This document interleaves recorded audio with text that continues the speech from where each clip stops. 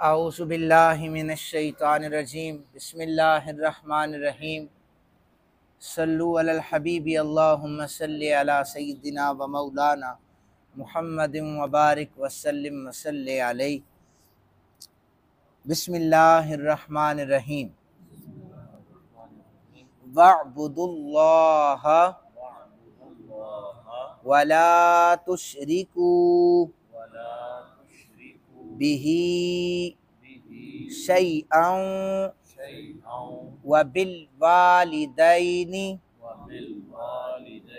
إِحْسَانًا وَبِذِي الْقُرْبَى وَالْيَتَامَى وَالْمَسَاكِينِ وَالْجَارِ ذِي الْقُرْبَى والجار الجنوب والصاحب بالجنب وابن السبيل وما ملكت أيمانكم إن الله لا يحب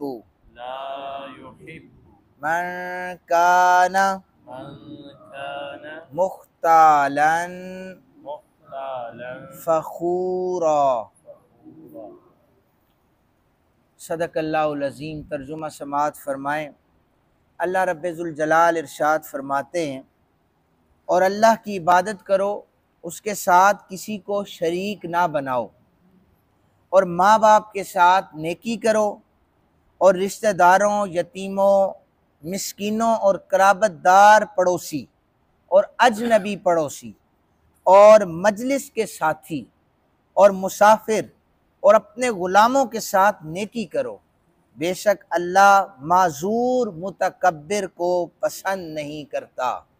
یہ ان آیات کا ترجمہ ہے۔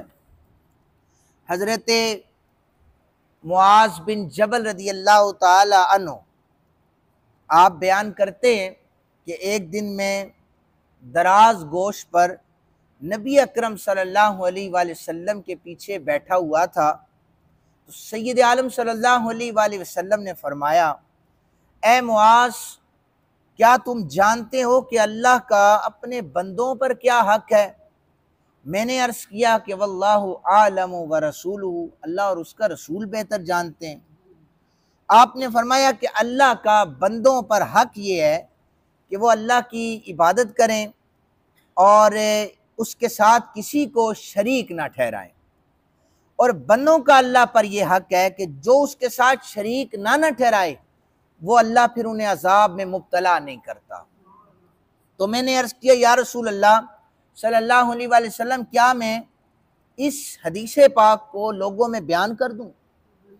آقا کریم صلی اللہ علیہ وآلہ وسلم نے فرمایا کہ اس خوشخبری کو تم نے ابھی بیان نہیں کرنا، ورنہ لوگ اسی توکل پر بیٹھ جائیں گے اور عمل کرنا چھوڑ دیں گے۔ اور اس حدیث پاک کے حوالے سے محدثین نے لکھا ہے کہ ظاہر اب یہ حدیث پاک حضور نے منع فرمائی، ہم تک بھی پہنچ گئی ہے، تو بعد میں نبی اکرم صلی اللہ علیہ وآلہ وسلم نے خود اس حدیث پاک کو صحابہ کرام میں بیان بھی فرمایا، اور حضرت معاذ کہتے ہیں پھر میں اس کے بعد بیان کرنے لگ گیا تاکہ میں علم چھپانے والوں میں سے نہ بنوں۔ پھر میں نے بتایا، تو یہ آیت کا پہلا حصہ جو ہے وہ شرک کے حوالے سے ہے۔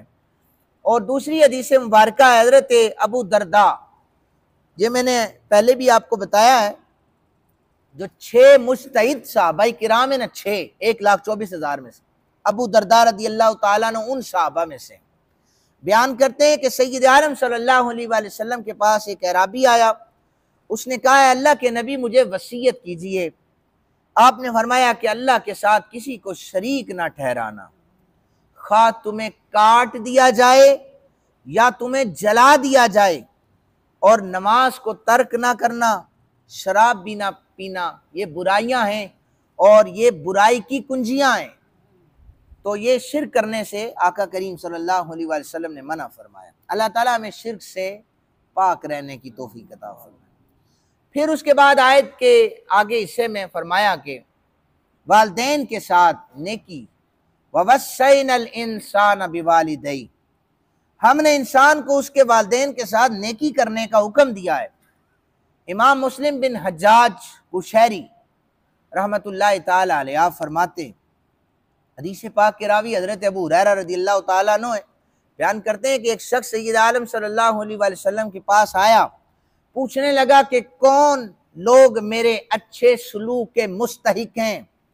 آپ نے فرمایا تمہاری ماں۔ پھر پوچھا حضور پھر کون؟ فرمایا تمہاری ماں۔ تیسری دفعہ پھر پوچھا حضور نے، پھر فرمایا تمہاری ماں۔ چوتھی مرتبہ جب میں نے پوچھا تو حضور نے فرمایا تمہارا باپ۔ یعنی دونوں والدہ اور والد دونوں جو ہیں اچھے سلوک کے مستحق ہیں۔ ان کے ساتھ نیکیوں کے لیے انسان کو کمر بستہ ہو جانا چاہیے۔ آپ لوگ معاشرے میں رہتے ہیں، آپ دیکھیں کہ لوگ کامیاب ہوتے ہیں، اکثر کوئی بندہ کہہ دیتا ہے کہ یار یہ کامیاب اس لیے ہے، اسے والدین کی دعائیں، یہ جملہ سنتے ہیں نا آپ لوگ، تو یہ والدین کی جنہوں نے خدمت کی ہوتی ہے، وقت گزرتے پتہ نہیں چلتا، کل آپ والدین بنتے ہیں، تو پھر جب بچے آپ کے ساتھ بدتمیزیاں کرتے ہیں نا، آپ کو یاد آتا ہے ہم نے کی تھی۔ اور بچے جب آپ کے ساتھ وفاداریاں کرتے ہیں تو سمجھ آیا کریں کہ آپ نے اپنے والدین کے ساتھ وفاداریاں کی۔ ان کی آواز سے اپنی آواز کو بلند نہ کرنا، ان کے ساتھ سختی سے بات نہ کرنا، ان کے مطالبات پورے کرنا، اپنی ضروریات پر پرائرٹی والدین کو دینا، اور ان کے ساتھ عاجزی اور تواضع کے ساتھ پیش آنا، ان کی اطاعت کرنا، ان کو راضی رکھنے کی ہر ممکن کوشش کرتے رہنا۔ اور یہ خیال اگر آئے نا وہ ہم پر ظلم کر رہے ہیں، پھر بھی ان کے ساتھ نیکیاں کرتے رہنا۔ اور آقا کریم صلی اللہ علیہ وآلہ وسلم نے فرمایا کہ جس شخص نے اپنے والدین کو راضی رکھا، اللہ رب ذوالجلال اس سے راضی ہو جاتا ہے۔ اللہ جس سے راضی ہو جاتا ہے، اس کا مطلب اگر آپ سمجھیں کہ اللہ کی رضا کیا ہوتی ہے، اللہ جب راضی ہو جاتا ہے تو انسان کی مشکلات حل ہو جاتی ہیں، بند رستے کھل جاتے ہیں، کاروبار میں برکتیں ہو جاتی ہیں۔ یعنی دنیا کا کوئی کام رکا ہوا ہو تو اللہ جب راضی ہو تو ہو جاتا ہے۔ تو اب اللہ کو منانے کا کیا طریقہ ہے کہ اپنے والدین کو راضی رکھا جائے۔ مقام دیکھیں والدین کا یہ ہے کہ عبداللہ بن عمر رضی اللہ تعالیٰ عنہ کہتے ہیں مجھے ایک عورت پسند تھی اور میں نے اسے نکاح کر لیا، تو حضرت عمر بن خطاب رضی اللہ تعالیٰ عنہ کہنے لگے کہ یہ عورت مجھے ناپسند ہے، مجھے فرمایا کہ اسے طلاق دے دو، تو میں نے انکار کر دیا کہ میں کیوں طلاق دوں، میری بیوی ہے، میرے والد نے کہا ہے کہ طلاق دو۔ تو حضرت عمر بن خطاب رضی اللہ تعالیٰ عنہ نے حضور سید عالم صلی اللہ علیہ وسلم کی حدیث مبارکہ سنائی کہ تمہارے والد کو اگر ناپسند ہو تو ایسی صورت میں پھر حکم یہی ہوگا کہ والد کی بات کو مانا جائے گا۔ تو عبداللہ بن عمر کہتے ہیں کہ اپنے والد کے کہنے پر میں نے اپنی بیوی کو طلاق دے دی۔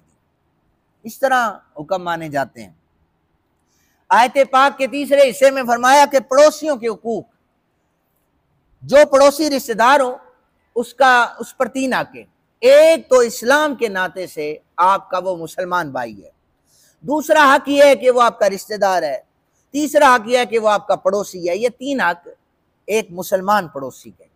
اگر وہ مسلمان نہیں ہے تو ایک حق یہ ہے کہ وہ پڑوسی ہے، اور اسلام کا حق یہ ہے کہ انسانیت کے ناطے سے اس کے ساتھ اس نے سلوک کیا جائے۔ تو یہ دو حق ہیں۔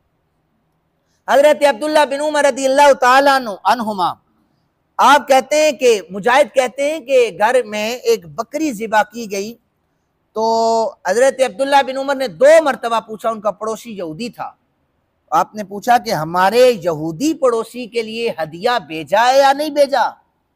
تو میں نے عرض کی، کیونکہ عبداللہ بن عمر کہنے لگے کہ میں نے رسول اکرم صلی اللہ علیہ وآلہ وسلم کو یہ فرماتے ہوئے سنا کہ جبرائیل مجھے ہمیشہ پڑوسیوں کے متعلق وصیت کرتے رہے، اور حتیٰ کہ میں نے اکثر یہ گمان کیا کہ پڑوسیوں کے متعلق اتنی جو ہے وہ باتیں بتائی جا رہی ہیں، اتنی فضائل بتائے جا رہے ہیں، ہو سکتا ہے اللہ تعالیٰ وراثت میں بھی پڑوسیوں کے حقوق مقرر کر فرما دے۔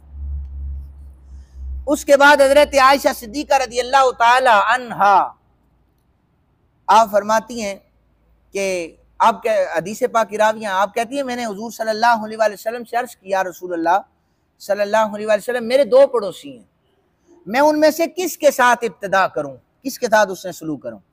فرمایا جس کا دروازہ تم سے زیادہ قریب ہے اس کے ساتھ تم اس نے سلوک کرو، اور اس روایت کو بھی امام بخاری نے لکھا ہے۔ اور پھر اس کے بعد غلاموں کے حوالے سے بھی اسی آیت پاک میں موجود ہے کہ نبی اکرم صلی اللہ علیہ وآلہ وسلم نے فرمایا کہ غلاموں پر تہمتیں نہ لگائی جائیں، جیسا کپڑا خود پہنتے ہو غلاموں کو بھی ویسا پہنایا جائے، انہیں اچھا گھر کھانے کے لیے اچھا دیا جائے، یہ اسلام کا حسن ہے۔ اللہ تعالیٰ ہمیں اس پر عمل کرنے کی توفیق عطا فرمائے۔ وما علینا الا البلاغ۔